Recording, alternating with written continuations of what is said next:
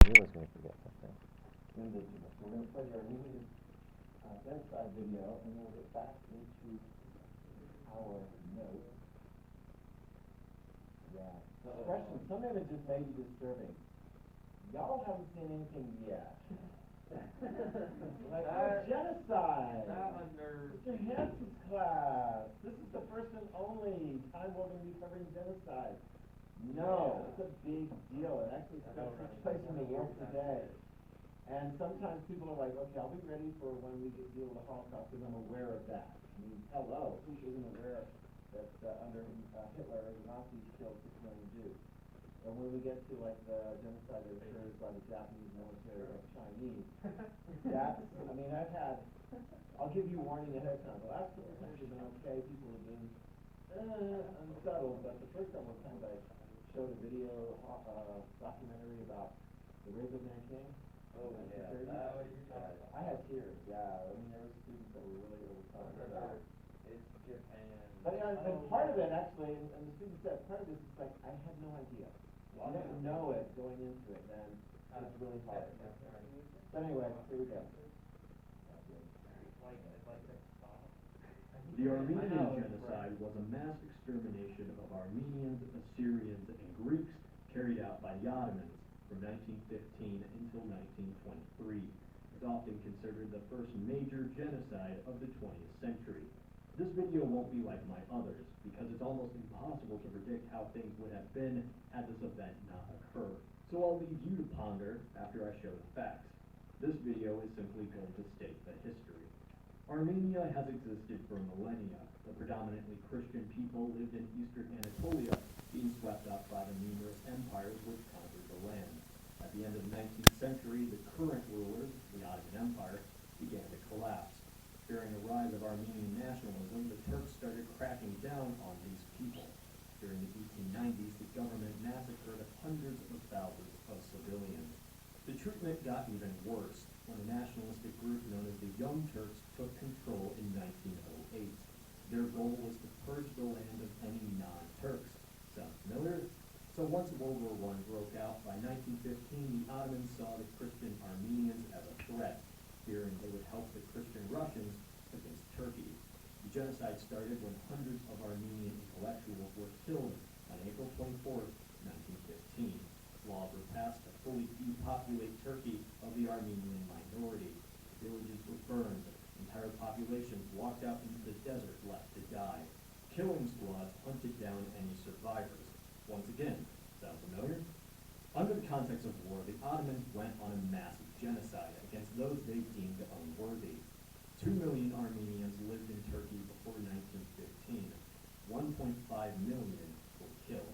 Greeks and Assyrians who lived in the Anatolian Peninsula since Roman times faced mass killings as well. Around 450,000 Greeks were killed and 300,000 Assyrians, ending all three cultures in the region. Now, I'm sure many are thinking, this was 100 years ago. Why is it so significant? Today, the Turkish government, the successor of the Ottomans, denies to call these actions a genocide. Since Turkey is a NATO ally and controls some important chunk of land, other nations, the United States included, are uneasy to drop the G word when discussing these events. Turkey actively goes out of its way to punish those who mention genocide, even their own citizens. Crazy, right? It's 2015. Simply refusing to accept that these actions are genocide means that a prominent government does not listen to history. The equivalent is Germany denying the Holocaust, cracking down on those who bring it up, and cutting diplomatic ties with nations who do. So what's the point of this video? To spread the common knowledge.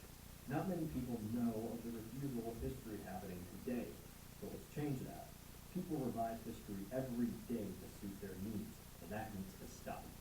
History is ugly, and every group, ethnicity, and nation has done something we're not proud of.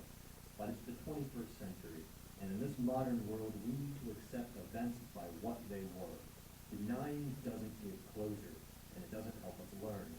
Many countries are finally calling this a genocide, and many more will too. It's been 100 years of denial. Hopefully it won't be 101. This is Cody. from the alternate history. Thank you, Cody, who did that video like 5 years ago, but that's very, very helpful. Yeah, it's 2015 right now, man. Well, I know, yeah, that's why when you make your videos, anticipate that they actually might be played more than just that year, okay? So, got the details there. That's one of the issues we'll be following, and the paper one topic is conflict and intervention in the 20th century, which deals with genocide in Rwanda and genocide in the Balkans and Kosovo. Yeah, that's something to look forward to next year. So, yeah, it is an ongoing theme. And if you're thinking, well, it's a good thing that's not happening right now. It's not like masses of groups of people are being, like, incarcerated. And, yeah. Well, at least you guys are aware. And you have to be aware of that and so forth. And, of course, it is very complicated. I was reading something about how, they're considering some bill in the United States Congress as to, the United States shall not import products from China unless it can be certified that those products were not made using slave labor from the over a million people. But it's kind of like the supply chain. It's really hard. There's like major manufacturers, Nike, Apple, that have a hard time determining exactly where they got the various different component parts because the Chinese government is not necessarily completely forthcoming with details about important things like manufacturing, spread of COVID, things like that are very important in the world. So, yeah, there you go. So anyway, keep digging, whether it's your IA topic or anything else, try and find out as much as you possibly can about what was actually going on or what is going on. Yeah. Well, it's kind of a closed. I mean, it is kind of a closed system. I'm doing China right now. After the communists came into power with my seniors, and yeah, it's pretty crazy. 30 million people dead because of a stupid economic policy. That led to mass famine and starvation because everyone's too afraid to speak up to Mao, because he gonna thump you if you say something critical of his stupid economic policies. Anyway, on the flip over, if you have it in front of you, you should. It's a helpful thing. The guide that I have for the history notes. We're in the nature of war, and obviously we've been able to get World War I is chock full of interesting details. I mean, it is a unit unto itself, but it's one of the 20th century wars that is a paper 2 topic. And the last topic that comes up in the nature of war is resistance and revolutionary movements. Okay? And we've got a fair amount of things to say about resistance and revolutionary movements with respect to World War I. We're going to start with the resistance with respect to military personnel resisting following orders. If you were, it's kind of like you get a little bit of a sense of this. At what point during World War II were people involved in fighting most excited? Danielle, what would you say? More excited about fighting in World War II in the early stages, the middle stages, or the latter stages? The people, the soldiers. Yeah, Danny. Yeah, sorry. I keep brain fart. Yeah, I got a little bit. Sammy. Yeah, I've done that a couple times, haven't I? Sammy, okay. I know last year Miss Moreau called me Kimberly a lot. Really? Oh, well, I mean, there is a Kimberly. I mean, anyway. Sammy, help me out here. Yes, it must be all of the 2020 COVID and so forth. I don't know, maybe I'm just getting old. Sammy, tell us, when are you most excited, if you are going to be excited, about being at war if you're a soldier? Beginning, middle, end? The end? Are you really excited? Oh, you're at the very definite end. Yeah, I mean, that's exciting. But what about if you're like fighting in the last year? Okay, the first year, a middle year, or the last year? I mean, you can wear our general soldier, and because at least then they have a pretty good understanding of like how the war is going. And like, I don't know, my brain. How about at the beginning of the war? Are you excited about being involved in the war at the beginning of the war? Knowing what you know and not knowing what you don't know. Have I made the question way too confusing? clearly, at the beginning of the war, people are like, hey, this is an opportunity for honor, glory, fighting that we haven't had in many generations. Let's get into the war. It'll be over by Christmas. And so if I don't get into the war right now, I mean, you can imagine yourselves, juniors, right, in high school are going, oh, no, the war is going to be over before I'm eligible to be actually able to go into the war. In other words, that was the excitement in the early stages. But what's the reality of the war? Is it much fun to be in the trenches? No. What is, if anything is okay, what is okay? To be involved in offense or defense? Defense, why? You got, well, in a sense, you don't necessarily, you're talking about like barely looking over a trench so you don't get sniped. I suppose that's high ground. But you're in a better position. And it's not so much artillery. Artillery is more of like an offensive weapon, but not good enough. What is the components of a good defense? Sniper and machine gun, right? So you're like, if you're on the offense, Sammy, if you're on the offense, what can you come to expect, especially if you've done this several times? Yeah, you're going to like die. So here we go. Let's get to this. Among the French military, there is going to be a period, and I should have the dates on this one. I want to say like 1917. Okay, 1917. So the year before the last year of the war. General Nivelle, Robert Nivelle, is the overall commander of French troops in this particular region on the Western Front. Okay? And generals, think of these generals as being very much behind the lines. This is not like, even Napoleon's war. He was up there, and at that point he wasn't necessarily engaged in the fighting, but he was on the battlefield. He could look around and see what was going on. He got a sense of what was going on, right? And he maneuvered various different things. These generals are very much kind of way behind the scenes, and they've got tables with all kinds of various different implements that represent the different things, and they're like, I don't know, I've got my armies here, and they got their armies here, so let's just attack, attack, attack. The generals seem to keep ordering attacks and counterattacks, and the soldiers themselves are getting fed up with it because they know what happens on a counterattack or an attack is that lots of them are going to end up dead. So there was a massive mutiny among the French military. Got this? And a mutiny means, am I going to fight and follow orders, or am I going to not fight and not follow orders? To not fight, not follow orders. But this is kind of an interesting thing. Typically, a mutiny might involve the soldiers, and we'll see this later when we talk about Russia. Typically, a mutiny would involve the soldiers going, They might just leave their weapon and leave, maybe get on civilian clothes as much as possible. In any event, they're going to leave. But this is a weird mutiny because the French soldiers did not leave. They did not leave the trenches. This is like a mutiny with an asterisk. They refused to do what? Fight on the offense, fight on the defense. Fight on the offense. Write that down. They refused to go on the attack because in their minds it was futile. They were going to get slaughtered in no man's land by German defenses, right? And so they're like, we're not going to attack. But they made it clear to their officers that they will stay in the trenches, and if the German generals order German soldiers to attack, oh yeah, they'll pick up their sniper rifles and their machine guns, and they'll mow them down. If you want to see what it looks like, yeah, check out the Lego video. That was very cool, okay? So the soldiers wouldn't do that. So what happens? I mean, typically if you have a mutiny, if you have a few people conducting a mutiny, you line them up and shoot them after a quick court-martial. Yeah, because you don't want that example to go along. It's like, let's see, what do we want the punishment to be? Very severe, because we don't want the army to quit. So what's going to happen? Was the mutiny successful? Partly. Write this down. Neville loses his position. Neville is going to be removed. Okay? I'm trying to think if he gets kicked out of the army. I don't think he's kicked out of the army, but he loses his command position.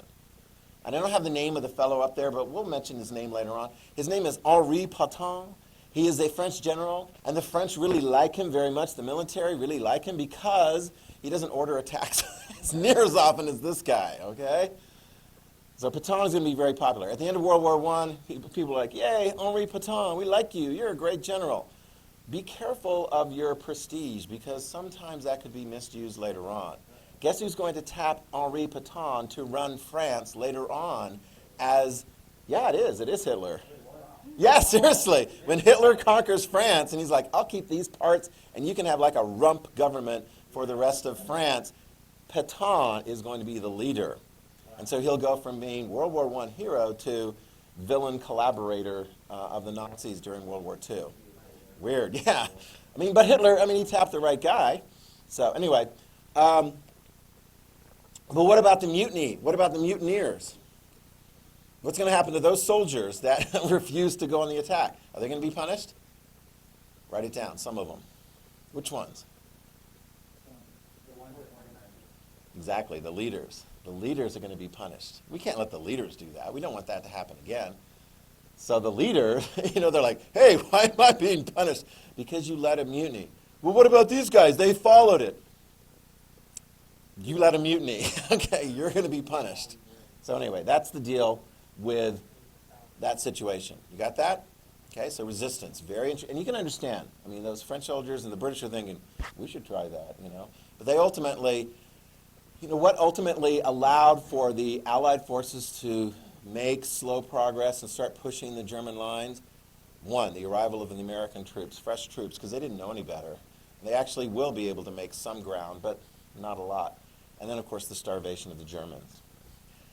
Meanwhile, let's talk about another resistance, and this is going to have greater implications, where a lot of people aren't aware that the French military mutinied during World War I because the French won. Right, Danton? Who won the war? Did they win every other war in the 20th century?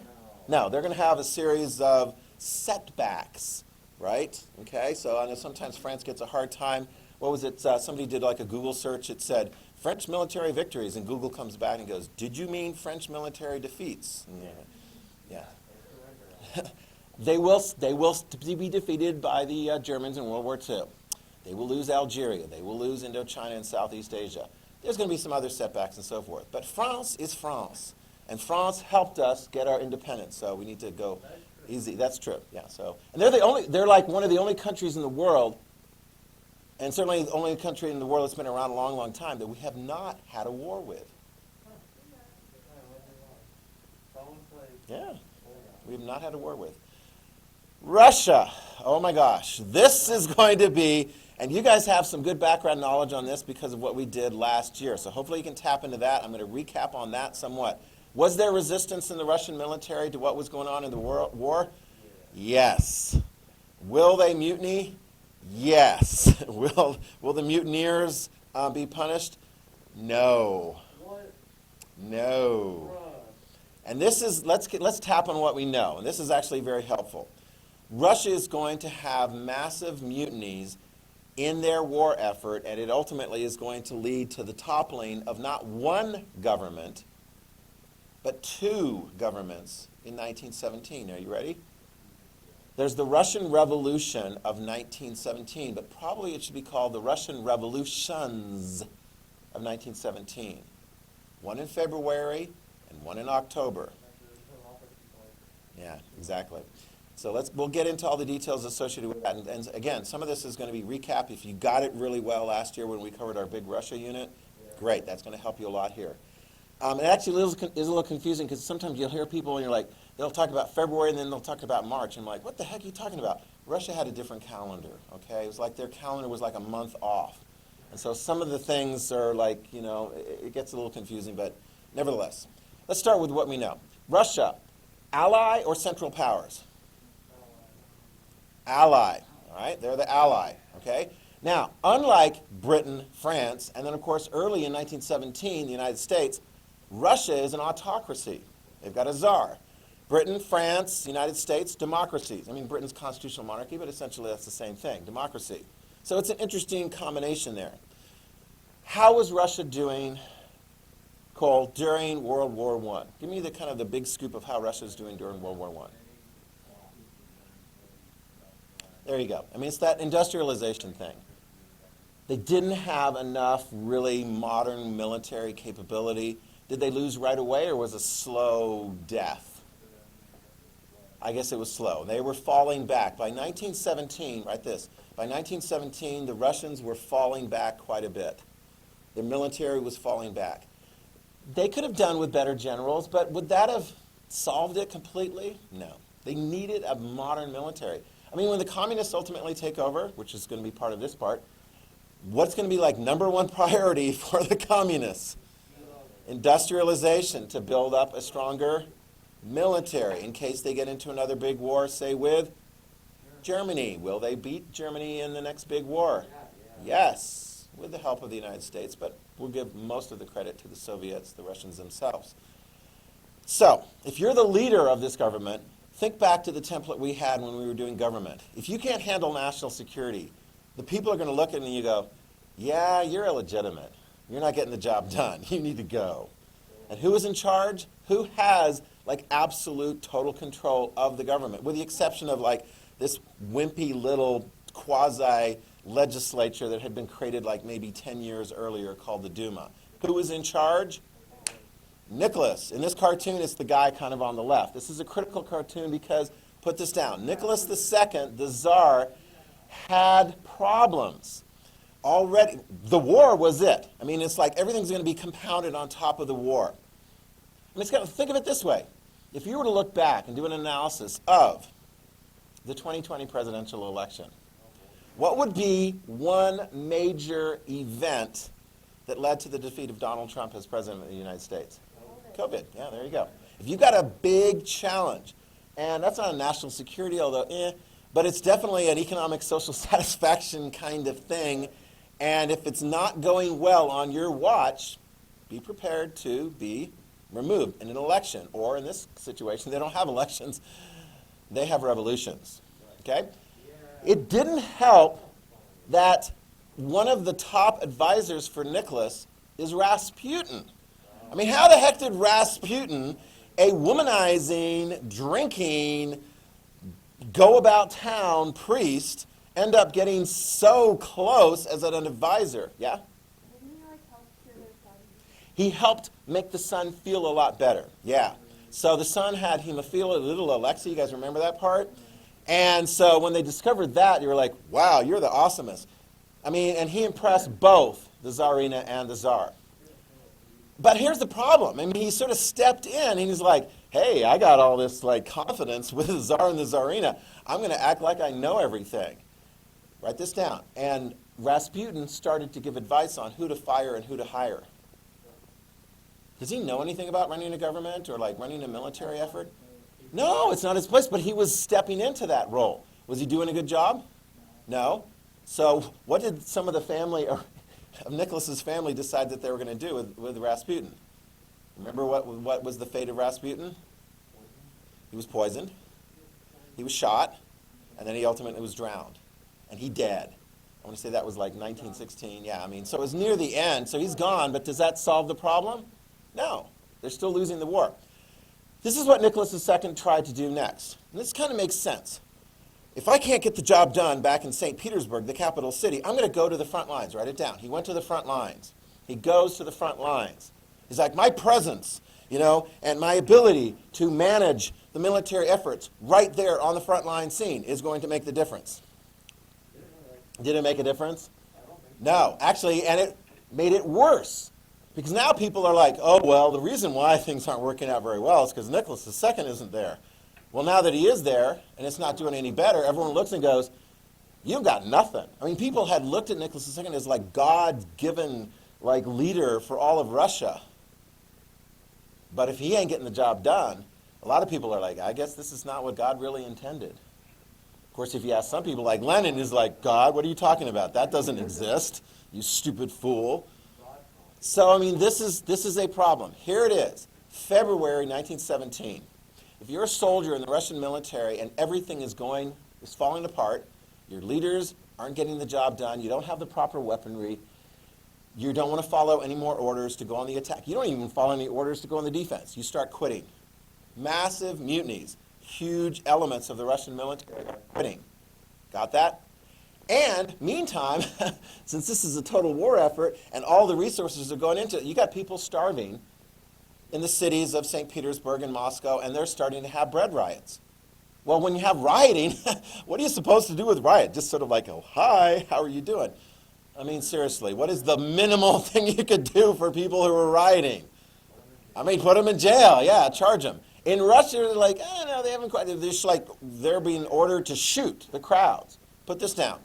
A lot of the soldiers, police that are being ordered to shoot on the crowds are not following those orders. Got that? So everything is falling apart. February 1917, you have, I mean, it's gone. Literally, the Tsar is like headed back to St. Petersburg to like, handle the problems back there. And he's stopped by a unit of Russian military that had mutinied. And they're basically saying, yeah, dude, we got some words for you. It's time for you to quit. And he does, write it down. He quits. No, I mean, they kind of gave him a choice that he couldn't, a choice of one. Yeah, I mean, I suppose, yeah, eventually. He should have left the country. But anyway, so here's the deal. He quits. Fancy word. You want to write this down. Fancy word when you're writing essays about like monarchs or czars or people quitting, there's a fancy word. What is it? Retire now. It's close. Stepping down. Yeah, that's a synonym. Abdicate. There we go. A-B-D-I-C-A-T-E. No, that's different. That's what they might do to you if you don't abdicate, and maybe they might do to you even if you do abdicate. Okay? So he quit. And so here's an interesting thing. I mean, like Queen Elizabeth II of England, if she quit before she died, right, if she abdicated, power would go to the next in line, who would go to her son Charles. So just because Nicholas II abdicates doesn't mean it's like the Tsar thing is over, right? Who would take over? The son. Really, is the son going to be in a position to do that? No. This is the weird thing. Nicholas II abdicated for himself and his son, the whole family. The empire was over.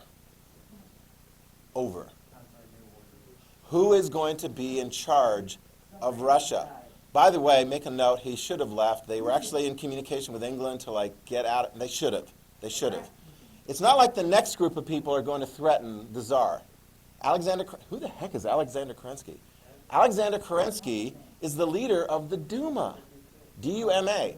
That was the sort of democratic body that had been elected that didn't really have any power, but now that Nicholas is gone, all power goes to the Duma. And the leader of the Duma is Kerensky. Got it?